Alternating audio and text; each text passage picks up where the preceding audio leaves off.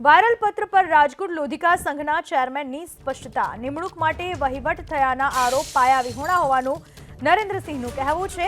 નિમણૂકના 14 દિવસ બાદ પ્રભારીની વરણી।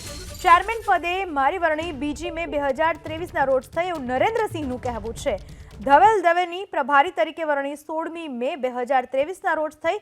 નિમણૂક બાદ પ્રથમ વખત દવે સાથે મુલાકાત થઈ હોવાનું નરેન્દ્રસિંહનું કહેવું છે।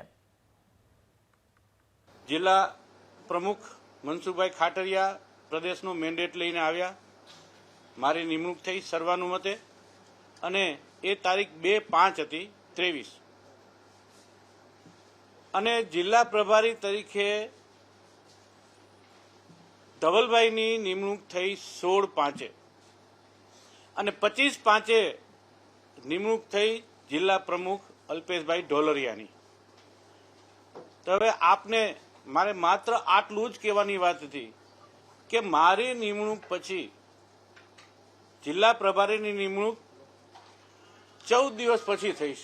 એટલે આપ સર્વે મિત્રોને આજે બોલાવીને મારે એ જ કહેવાનું છે કે જો 14 દિવસ પહેલા મારી નિમણૂક હોય અને આ ગપગોળા પત્રમાં ફેલાવવામાં આવ્યા છે તો આપ જ સમજો, નક્કી આપ કરો કે આમાં સત્ય શું હોય।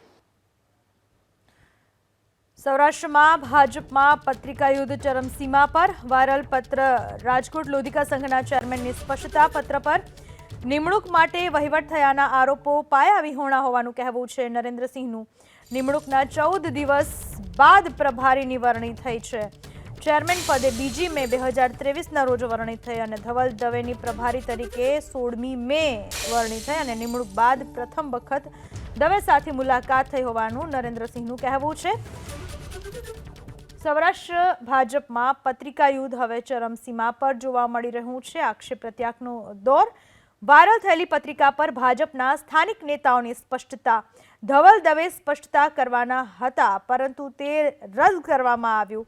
વાયરલ પત્ર પર લોધિકા સંઘના ચેરમેને સ્પષ્ટતા કરી। નરેન્દ્રસિંહનું કહેવા અનુસાર નિમણૂક માટે વહીવટ થયાનો જે આરોપ લગાવવામાં આવ્યો છે આ આરોપ પાયા વિહોણો છે। ચેરમેન પદે નરેન્દ્રસિંહની વરણી બીજી મે થઈ હોવાનું તેમનું કહેવું છે અને ધવલ દવેની પ્રભારી તરીકેની વરણી 16મી મે થઈ હોવાનું તેમનું કહેવું છે અને વહીવટ થયો હોવાનો આરોપ તેમણે નકારી કાઢ્યો છે નરેન્દ્રસિંહે। સાથે જ નિમણૂક થયા બાદ પહેલી વખત ધવલ દવે સાથે મુલાકાત થઈ હોવાનો ખુલાસો નરેન્દ્રસિંહે કર્યો।